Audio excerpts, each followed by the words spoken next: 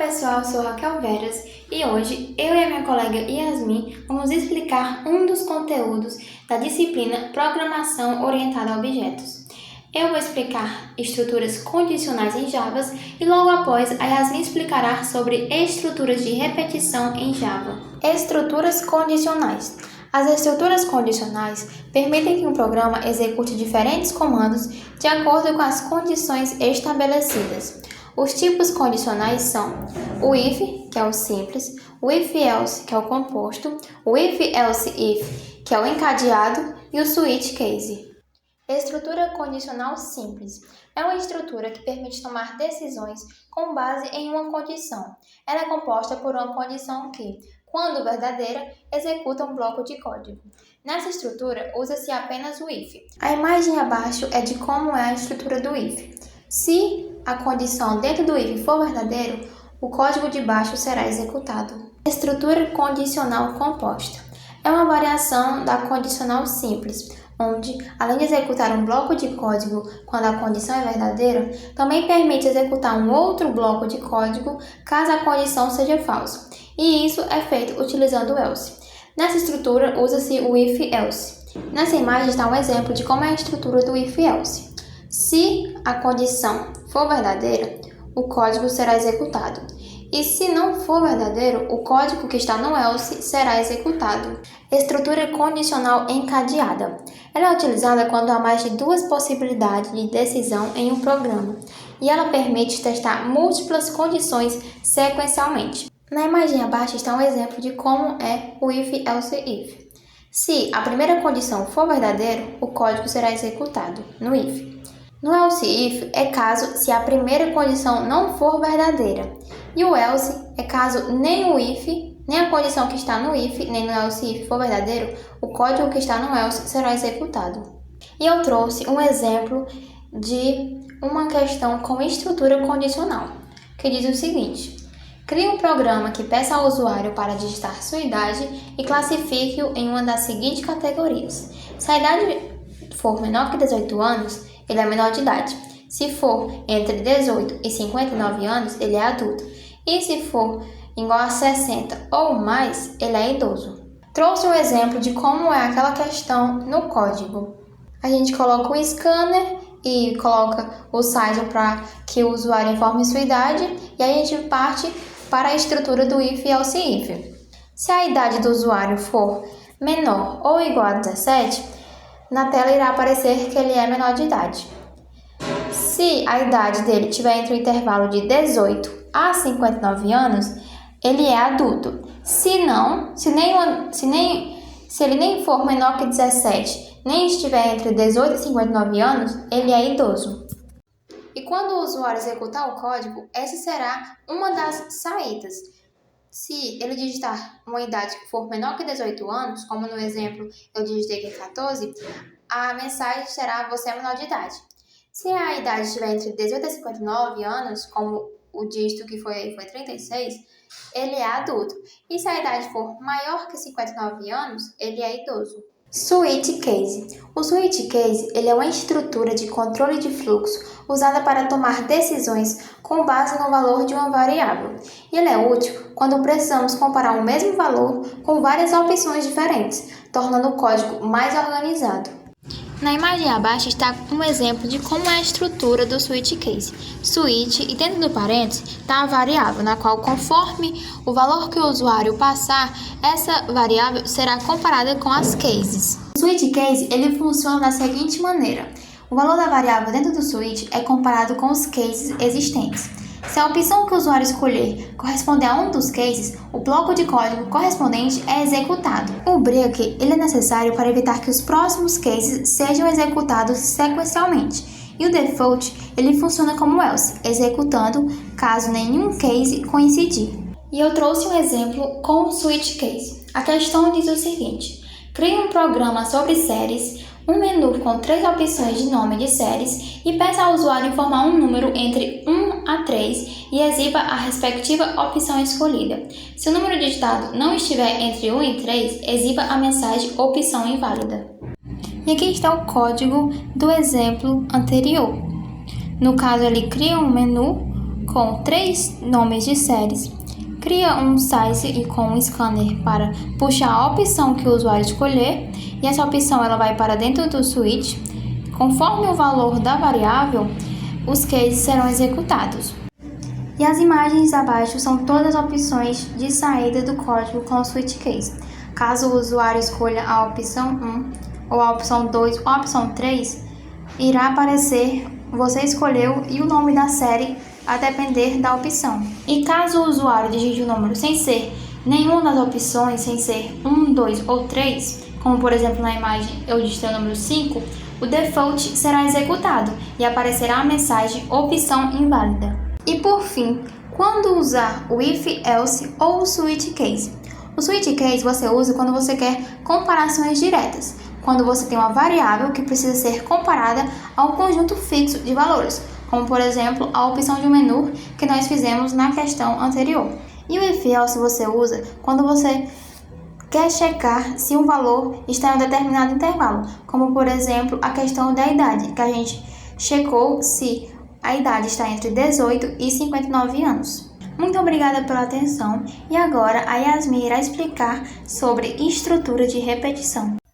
Olá pessoal, meu nome é Yasmin Emily, sou estudante da UES, do curso de Sistemas de Informação. Nesse momento estou fazendo a disciplina de Programação Orientada a Objetos, POO. Estamos vendo a linguagem Java na IDE Eclipse e hoje vim apresentar a vocês as estruturas de repetição em Java. Eu dividi o conteúdo em 4 partes, primeiro especificando o que são as estruturas de repetição, o que é o for, o while e o do while. Começando pelo o que são as estruturas de repetição, né? O que elas significam. As estruturas de repetição são um código, uma partezinha do código que a gente cria para poder evitar repetições, ou seja, evitar repetir a mesma coisa várias vezes, porque a função das estruturas de repetição é repetir sem precisar ter um grande volume de código, elas servem para deixar o código mais enxuto. Elas são prescritas através de uma condição específica. Como eu já tinha falado, as 3 são o while, o do while e o for. Eu trouxe aqui a comparação, né, de um código que usa as estruturas de repetição e um que não usa. O objetivo dos 2 códigos é imprimir no console os números de 0 a 5. No primeiro, eu coloquei apenas para imprimir, né, o valor da variável e somar o número que eu quero que apareça. No primeiro já é 0, aí eu somei mais 1, mais 2, mais 3 e deu o resultado que eu pedi, claro. E no segundo, eu usei a estrutura de repetição for, que também atende o mesmo objetivo, só que a diferença é o volume do código. Usar o for é muito mais prático e muito mais enxuto de se usar, né? Deixa o código muito mais resumido e muito melhor na hora de verificação, né? Caso surja algum tipo de erro, ele é muito mais comprimido para poder analisar. Agora, começando a falar do for separadamente. O for é uma estrutura de repetição que permite executar um bloco de códigos um número determinado de vezes. Ele é geralmente usado quando se sabe com antecedência quantas vezes o loop deve ser executado. Falando do exemplo de um código para contagem. Você quer que ele, como no exemplo anterior que eu falei, você quer que ele conte de tal número até tal número. O for, ele é usado quando você sabe exatamente qual número ele deve começar e qual ele deve terminar. Na estrutura do for, que eu coloquei aqui abaixo, ele é dividido em 3 partes. Na inicialização, ele determina um ponto de partida, ou seja, na inicialização você vai declarar uma variável com valor 0 ou com qualquer outro, e esse valor vai ser o ponto de partida do for, seja ele quando ele for diminuindo, tipo, ele começa com 5 e vai diminuindo, 5, 3, 4, enfim. E da mesma forma, o contrário, ele pode começar em 0 e ir aumentando à medida que o bloco de código for progredindo. A segunda parte do for é a condição. A condição estabelece quantas vezes o loop irá se repetir. A condição é o valor final. A inicialização é o valor inicial com que o for vai começar e a condição é o valor final, até quantas vezes ele irá se repetir. E por último, a atualização. A atualização é como é feita a progressão dos valores no loop. Ou seja, na atualização você vai pegar a variável que você criou inicialmente e vai atribuir a ela uma iteração, né? Ela vai ser acrescentada ou diminuída. E nessa atualização você vai botar i mais mais ou i menos menos. Eu vou mostrar na próxima parte, que é o exercício do for, né? Apresentando como criar a estrutura do for. Agora, dentro da nossa IDE Eclipse, nosso ambiente de desenvolvimento, vamos começar criando a nossa main e depois a estrutura do for. Para criar o for, você escreve a palavra for, abre e fecha parêntese, abre e fecha chaves. Vai dar um erro aqui inicialmente por conta que não tem nenhum tipo de especificação dentro do for e sempre tem que ter, então toda vida vai dar um erro aqui mesmo. Então a gente vai começar criando uma variável aleatória, tem que dar um nome e atribuir um valor a essa variável. Eu estou dizendo que essa variável é do tipo inteiro, o nome dela é i e o valor inicial dela é 0. Agora a gente vai colocar a nossa condição. E eu vou colocar enquanto i for menor ou igual a 10, o for vai continuar rodando. E nesse caso a gente tem que atribuir um padrão para o for, que é i mais mais. Explicando o código completo agora, eu criei uma variável chamada i, que o valor inicial dela é 10. O for vai acontecer 10 vezes, ou até que i seja menor ou igual a 10. E o padrão de acontecimento desse for vai ser sempre acrescentando. Agora a gente vai criar aqui dentro um systoutPrint, que ele serve para imprimir tudo que está acontecendo aqui dentro.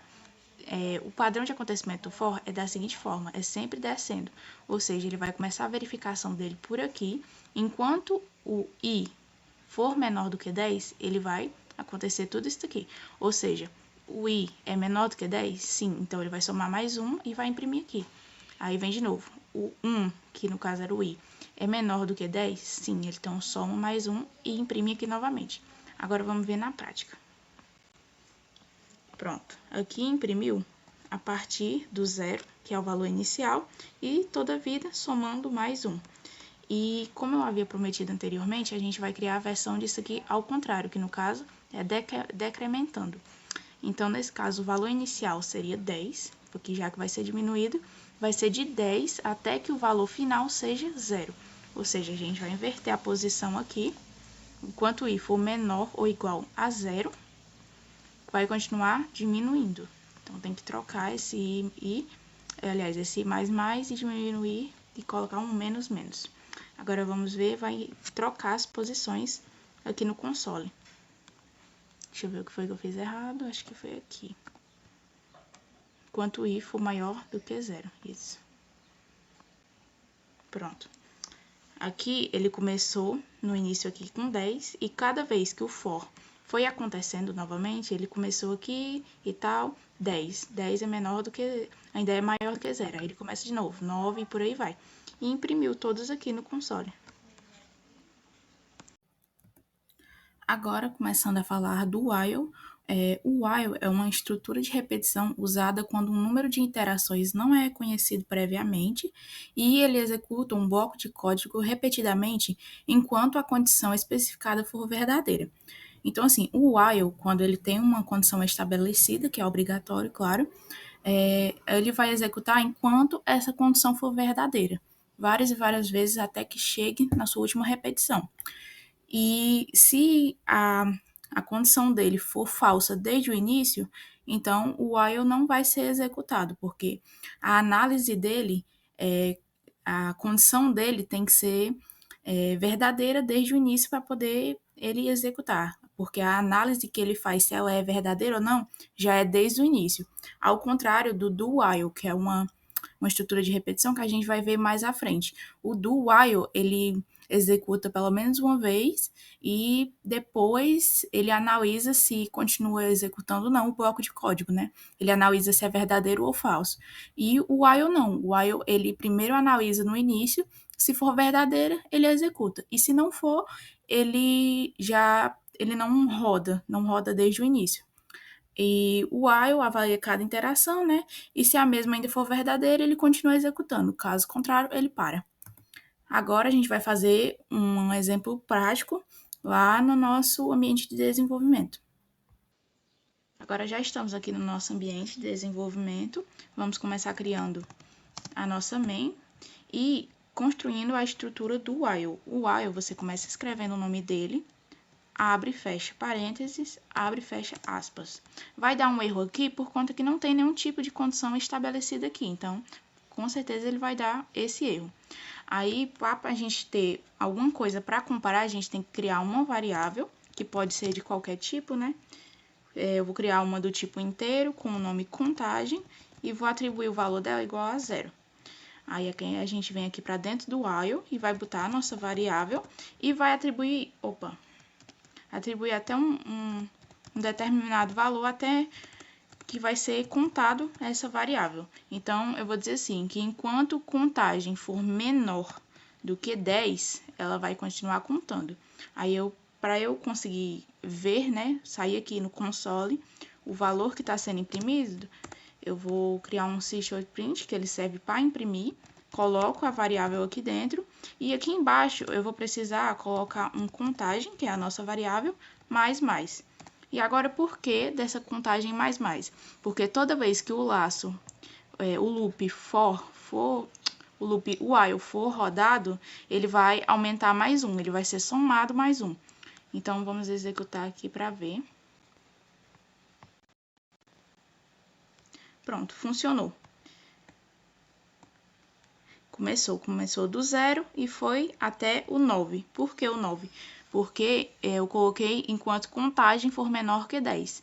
Então, contagem sempre vai ser menor do que 10. Então, nesse caso, ele vai ser 9. E se eu colocar o igual aqui, ele vai até o 10, porque é menor ou igual a 10. Agora sim vai até o 10. E quando é que em que caso é que o while vai ser negativo?